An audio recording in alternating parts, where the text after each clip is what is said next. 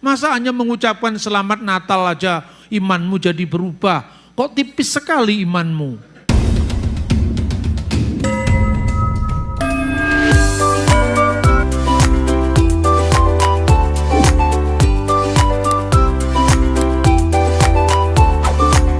Rumusan Bapa, Putra, dan Roh Kudus dalam konteks Allah Tritunggal yang esa sudah muncul pada zaman para rasul. Ketika mereka ibadah, salamnya apa? 2 Korintus pasal 13 ayat 13. Kasih karunia Tuhan Yesus Kristus dan kasih Allah dan persekutuan Roh Kudus menyertai engkau sekalian. Ya, kasih karunia Tuhan Yesus dan kasih Allah dan persekutuan Roh Kudus. Artinya apa? Ini bukan ciptaan gereja. Gereja hanya melanjutkan, gereja hanya menerus sampaikan tanpa putus dari Yesus, murid-muridnya, murid dari muridnya, dan seterusnya sampai gereja modern. Kenapa ada istilah Tritunggal? Ya karena itu nama dari sebuah refleksi apostolik tentang pengajaran Yesus dan para rasulnya. Sekalipun judulnya kemudian, tapi isinya sejak awal memang sudah begitu, ya. Bahkan bukan hanya Tritunggal itu diungkapkan dalam perayaan-perayaan gerejawi, dalam ibadah-ibadah gereja, dalam nyanyian-nyanyian gereja, mulai dari zaman dulu, doksa patri keto yu keto agiu pnefmati, kemuliaan bagi Bapa dan Anak dan Roh Kudus. Sekarang pun begitu. Hormat bagi Allah Bapa, hormat bagi Anaknya, hormat bagi Roh penghibur ketiganya yang esa. Haleluya, haleluya, ketiganya yang esa. Catat, ketiga yang esa. Esa artinya satu. Jadi Allah itu satu. Ya. Tapi kalau saudara baca kenapa di Indonesia orang tidak mau sekedar mengucapkan selamat Natal. Karena salah paham tadi. Kami tidak boleh mengucapkan selamat Pak, jangan tersinggung ya. Enggak, kita enggak gampang tersinggung. Kamu enggak mengucapkan juga enggak apa-apa. Tapi masalahnya diklarifikasi dulu. Kenapa tidak boleh mengucapkan? Karena orang Kristen Tuhannya 3, saya tahu. Itu tuduhan. Tapi mestinya dikonfirmasi dulu ke orang Kristen. Itu sudah pernah ada fatwanya. Hukumnya haram untuk datang pada perayaan Natal. Enggak apa-apa, wong itu urusannya dia. Tapi kan namanya sopan santun sosial. Kami enggak boleh mengucapkan selamat Natal Pak. Juga enggak apa-apa. Alasannya apa? Alasannya kan Natal itu perayaan Yesus yang adalah Tuhan. Lah kami hanya mengaku Yesus jadi Nabi. Ya enggak apa-apa kalau kamu mengaku Yesus Tuhan, kan kamu sudah Kristen. Enggak masalah, itu saling hormat menghormati. Tapi kalau saya disuruh mengucapkan selamat Waisak, mau saya. Karena kegembiraan saudara saya umat Buddha, kegembiraan saya juga. Namun ketika saya mengucapkan selamat Waisak, selamat hari lahirnya Buddha, agama saya tidak berubah. Juru selamat saya tidak ganti Siddhartha Gautama. Ya kan? Masa hanya mengucapkan selamat Natal aja imanmu jadi berubah? Kok tipis sekali imanmu? Saya disuruh mengucapkan selamat hari Galungan atau Idul Fitri, saya ucapkan, itu sopan santun sosial. Kita ini manusia yang saling mengenal satu sama lain. Tapi bagi kami Pak, itu bukan sekedar ucapan tapi doa. Ya, tapi tempatnya di mana? Sama Pak, misalnya syahadat. Syahadat itu kan hanya ucapan Pak, tapi itu doa. Jadi kalau Bapak mau nggak mengucapkan syahadat? Apa? Asyhadu alla ilaha illallah wa asyhadu anna Muhammad Rasulullah. Bapak berani? Berani. Saya ngajar Islamologi, saya ngajar perbandingan agama, dan saya mengajar pada mahasiswa saya. Saudara-saudara, setiap agama itu punya kredo, punya pengakuan iman. Orang Yahudi punya pengakuan iman. Shema Yisrael Adonai Elohenu Adonai Echad. Itu kalau Yahudi dari Spanyol, ya Sephardim, Yahudi Timur. Shema Yisrael Adonai Elohenu Adonai Echad. Dengarkanlah wahai Israel, Tuhan Allah kita, Tuhan itu esa. Itu sema atau syahadat Yahudi. Kalau syahadatnya Islam, bunyinya begini. Asyhadu alla ilaha illallah wa asyhadu anna Muhammad Rasulullah. Bagi yang percaya. Wong saya sekedar menirukan.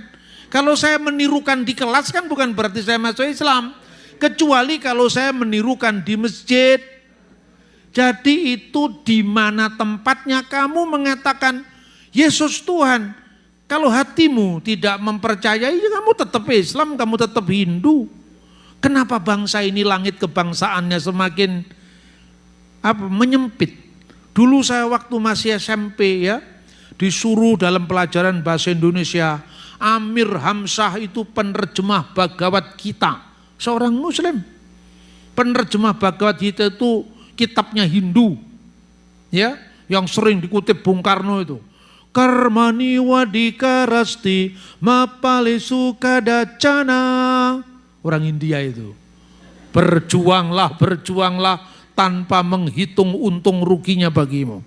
Bung Karno itu founding father kita, bacaannya bukan sekedar Al-Quran. Dia membaca Bhagavad Gita, bahkan dia hafal Injil Yohanes pasal 1 dalam bahasa Belanda.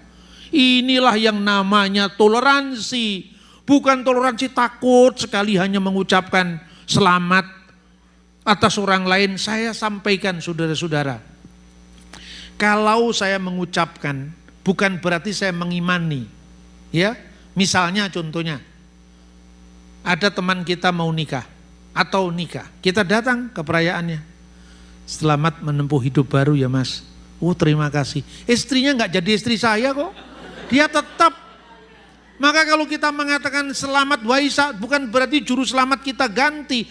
Wong begitu aja kok sulit saudara-saudara. Tapi ya enggak apa-apa lah, orang Kristen itu harus sabar. Tapi sabar yang menjelaskan, bukan sabar diam-diam saja. Sabar yang mengedukasi. Tapi kalau saya ngamuk-ngamuk, orangnya kan pergi. Makanya daripada ngamuk-ngamuk, daripada debat-debat, mari kita minum kopi. Katakanlah dengan secangkir kopi, pasti selesai. Itulah wilayah dialog. Amin saudara-saudara. Lalu Tritunggal itu dihayati, dibayar harganya oleh para martir dari gereja sejak awal. Murid-murid Yesus berani mati demi membela imannya, mempertanggungjawab imannya bahwa Kristus adalah Tuhan dan Juru Selamat mereka. Muridnya para rasul, saya berikan contoh satu saja, karena ini terkenal sekali dalam buku Voice of Martyr yang terbit beberapa tahun yang lalu. Tapi buku itu sumbernya catatan dari abad kedua, kira-kira ditulis tahun 170-an. Seorang muridnya Rasul Yohanes yang bernama Polikarpus dari Smyrna. Smyrna itu salah satu dari 7 jemaat di Asia Kecil. Polikarpus ini pada zamannya dipaksa orang-orang Kristen untuk mendewakan, menyembah kaisar. Dan kaisar menggelari dirinya Dominus et Deus, Tuhan dan Allah. Kenapa kaisar disebut Tuhan? Karena segala otoritas ada padanya. Kenapa kaisar disebut dengan Deus atau Allah? Karena dia harus menuntut penyembahan kepada rakyatnya. Polikarpus ditangkap ketika dia berdoa di rumahnya. Lalu dia katakan perwira yang nangkep Polikarpus ini, karena Polikarpus dianggap tidak mau menyembah kaisar. Bapak, saya sebetulnya kalau melihat dirimu ini kasihan. Sudah umur 83 tahun. muridnya Yohanes itu. Apa sulitnya kerjasama dengan kami? Saya enggak tega kalau kamu harus disiksa. Apa sulitnya membakar dupa di depan kaisar dan memujanya, wahai kaisar, engkau Dominus, engkau Deus, engkau Tuhan, engkau Allah. Dia hanya diam saja, diam 1000 bahasa. Sampai di depan tempat kayu-kayu yang ditumpuk untuk membakar dirinya kalau dia tidak mau menyangkal imannya. Hai orang tua, kamu sangkal Yesusmu itu dan kamu akan diberi hidup oleh kaisar. Baru dia bicara, 86 tahun saya mengikuti dia dan dia tidak pernah sekalipun mengecewakan aku. Dia pilih mati syahid ketimbang menyangkal imannya. Dan ketika Polikarpus di dalam api, ketika tubuhnya dibakar, dia mengucapkan himne untuk Mula Bapa Surgawi, segala kemuliaan bersama-sama dengan Imam Surgawi yang kekal, Yesus Kristus Putramu dan Roh Kudusmu sekarang dan sepanjang segala masa. Dia memuja Allah Tritunggal dengan membayar harga, yaitu dia mati demi imannya. Inilah yang menyuburkan gereja sepanjang segala abad. Maka ketika gereja harus menghadapi ajaran sesat, maka diadakanlah konsili. Itulah konsili Nikea. Jadi konsili itu bukan menuhankan Yesus, mengangkat Yesus jadi Tuhan tahun 325, tidak. Tapi itu meneguhkan ajaran dari abad ke abad, dari awal sejarah kekristenan sampai munculnya bidat Arius yang menyangkal ketuhanan dan keilahian Yesus Kristus. Kenapa orang menyangkal? Karena salah paham dan berpaham salah, karena mainnya kurang jauh. Satu contoh misalnya, kenapa Yesus disebut anak Allah? Bukankah Allah itu tidak beranak dan tidak diperanakkan? Kristen jangan tersinggung. Memang betul Allah itu tidak beranak dan tidak diperanakkan. Tidak setiap kata anak artinya harus beranak. Satu contoh, anak kunci. Siapa mamanya kunci? Anak tangga. Ya, bapaknya tangga punya istri siapa? Ibu tangga? Tidak. Ya kan? Anak sekolahan. Apakah gedung sekolah itu punya istri? Hanya orang-orang yang mainnya kurang jauh yang menafsirkan anak harus berarti beranak. Pernah dalam sejarah gereja. Tapi ini bukan sejarah gereja barat, sejarah gereja timur. Di Baghdad tahun 722 Masehi. Seorang 781 Masehi, itu selama 2 hari berturut-turut seorang yang bernama Timotius Al-Awal, Timotius pertama, dia pemimpin gereja di Baghdad, di Irak. Dia bersahabat dengan khalifahnya, rajanya yang bernama Khalifah Al-Mahdi. Suatu saat dalam sebuah percakapan antar seorang sahabat, wahai Timotius, tidak sepantasnya orang terpelajar sepertimu mengucapkan sesuatu tentang Allah secara tidak pantas. Man huwa ya malik mahabatullah, siapakah dia wahai raja kekasih Allah? Bukankah engkau yang berkata bahwa Allah telah mengambil Maryam menjadi istrinya dan melahirkan Yesus? Naujubillah, tidak pernah aku punya pandangan seperti itu, wahai raja. Lalu apa makna Yesus disebut anak Allah? Yesus disebut putra Allah. Uminu bi Yesu al-Masih huwa kalimatullah. Saya percaya bahwa Yesus Kristus dia adalah firman Allah. Kama maktub fil kitabil muqaddas, seperti yang tertulis dalam Alkitab, fil badi'il kanal kalimah wal kalimatu kana indallah wa kana kalimatullah. Pada mulanya adalah firman dan firman itu bersama-sama dengan Allah dan firman itu adalah Allah. Kami percaya bahwa Isa itu adalah kalimatullah seperti yang tertulis dalam Alkitab, Pada mulanya adalah firman, firman itu bersama-sama dengan Allah, dan firman itu adalah Allah. Walakin laisa bimakna Allahu walada jasadan, tapi tidak dalam makna Allah itu beranak secara fisik.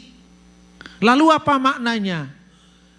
Kalimatullahul lati wulida minal ab, firman Allah itu lahir dari Bapa, ilahan secara ilahi, bigoiri jasad, tanpa fisik, tanpa jasad, biduni Aku percaya bahwa firman Allah itu lahir dari Bapa secara ilahi, tanpa jasad, tanpa fisik, tanpa seorang ibu. Lahir dari Bapa. Ada enggak orang lahir dari Bapa? Enggak ada, semua lahir dari ibu. Enggak ada lahir dari Bapa. Maka kelahiran ini kiasan. Kiasan yang artinya firman Allah yang keluar dari Allah untuk menyatakan siapa Allah. Itulah artinya anak Allah. Bukan Allah itu beranak secara fisik dan membutuhkan seorang istri. Dan kemudian dengan lantang mengatakan kalau Allah itu punya anak, siapa bidannya? Tidak ada orang Kristen yang seprimitif itu, saudaraku. Itu kata kiasan. Lahir dari Bapa itu artinya pernyataan diri Allah. Tanpa jasad, tanpa ibu. Karena Allah itu tidak beranak dan tidak diperanakkan secara fisik. Lalu wal kalimatu sara jasadan, dan firman itu telah menjadi manusia. Dan diam di antara kita. Firman yang menjadi manusia itu wulida min lahir dari seorang ibu. Jasadan, secara jasad. Biduni ab, tanpa seorang bapak. Artinya apa? Yesus lahir dari bunda perawan. Bukan dari benih laki-laki. Bukan anaknya Yusuf. Tapi anak yang dilahirkan itu dari Roh Kudus. Bagaimana aku bisa punya anak sementara aku tidak bersuami atau belum bersuami? Roh Kudus akan turun atasmu dan kuasa yang maha tinggi akan menaungi engkau. Sehingga anak itu akan disebut kudus. Anak Allah, bukan anaknya Yusuf. Inilah maknanya anak Allah. Lalu dalam konteks Tritunggal seringkali orang salah paham. Pertama, Bapa, Putra, dan Roh Kudus. Itu tiga dalam apa? Satu dalam apa? Lalu dipahami bahasa kita sekarang. Satu hakikat dalam tiga pribadi. Itu betul. Tapi pribadi di sini bukan pribadi manusia yang terpisah satu sama lain. Pribadi itu bahasa apa sih? Bahasa Indonesia. Asalnya dari bahasa apa? Coba Anda kan tidak pernah mikir terlalu jelimet kan? Kata pribadi, coba Anda cari kamus di Sanskerta. Kata pribadi itu dari kata Prabu dan Di. Prabu itu artinya yang berkuasa. Prabu itu bahasa Sanskerta. Di itu adalah self, diri sendiri. Yang berkuasa atas diri sendiri. Jadi artinya pribadi itu yang otonom, berdiri sendiri. Makanya diterjemahkan dalam bahasa Latin persona. Cuma bahasa Yunani itu bahasa yang lebih kaya dalam perbendaraan kata-kata metafisik dibalik yang fisik yang kelihatan. Tapi bahasa Latin itu bahasa hukum, bahasa yang saklek, bahasa yang mengandung lex stricta, tidak memiliki tafsiran yang berbeda-beda. Tapi kalau untuk mengungkapkan misteri Allah, kadang-kadang bahasanya kurang lengkap. Lalu ketika diterjemahkan, terpaksa diterjemahkan una substantia, satu substance, satu substansi, satu being, ya, satu keberadaan. Tres personae, persona itu artinya pribadi. Tapi pribadi Pak Yongki, pribadi Pak Bambang, pribadi Pak Alek itu tiga yang terpisah. Ini tidak cocok untuk Tritunggal. Padahal Allah itu seperti tubuh, jiwa, dan roh satu adanya. seperti matahari, kita lihat dari sinarnya, kita rasakan dari panasnya, itu tetap satu. Tapi kalau pribadinya Pak Alek, Pak Yongki, Pak Bambang itu terpisah. Maka oleh penulis Latin yang namanya Tertullianus pada abad ketiga terpaksa ditambahkan penjelas. Frasa penjelas itu diskresi non separati, distingsi non divisi. Bisa dibeda-bedakan, tidak bisa dipisahkan. Masing-masing punya keunikan, tetapi tak terbagi. Hanya sayangnya ketika kita mengajar tentang iman Kristen yang mendalam-mendalam begini dihindari. Lalu langsung dikatakan satu hakikat, tiga pribadi. Tritunggal itu dalam makna satu, yaitu keabadian. Tritunggal dalam hakikat Allah. Seperti Bapa, Putra, dan Roh Kudus itu manusia, pikiran manusia, dan roh manusia. Itu ibarat tidak sepenuhnya sama.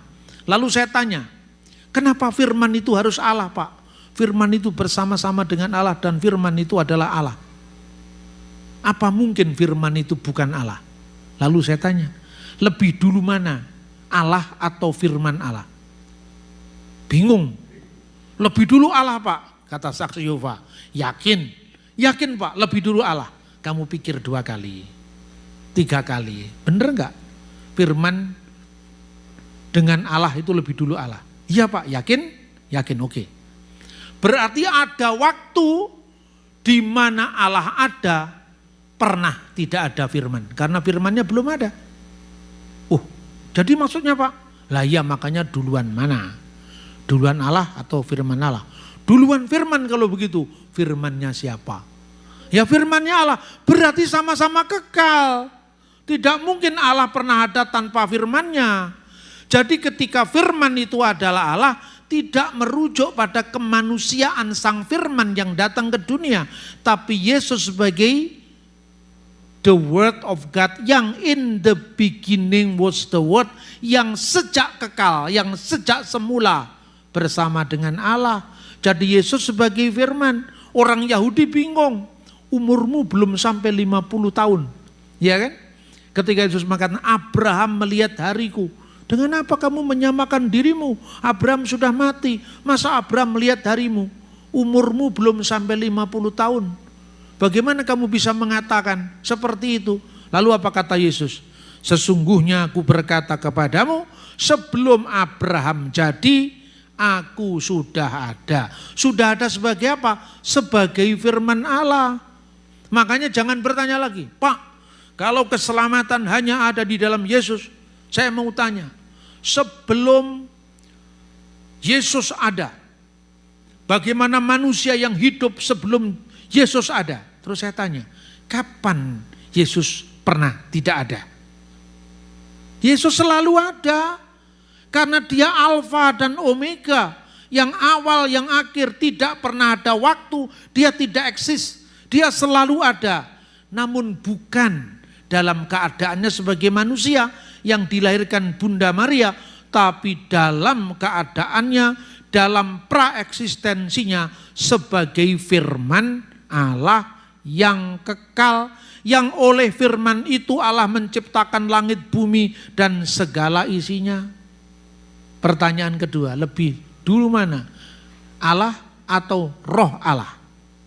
Kalau dijawab sama tadi, lebih dulu Allah, Pak, berarti Allah pernah ada, namun belum ada rohnya. Apakah dia pernah almarhum?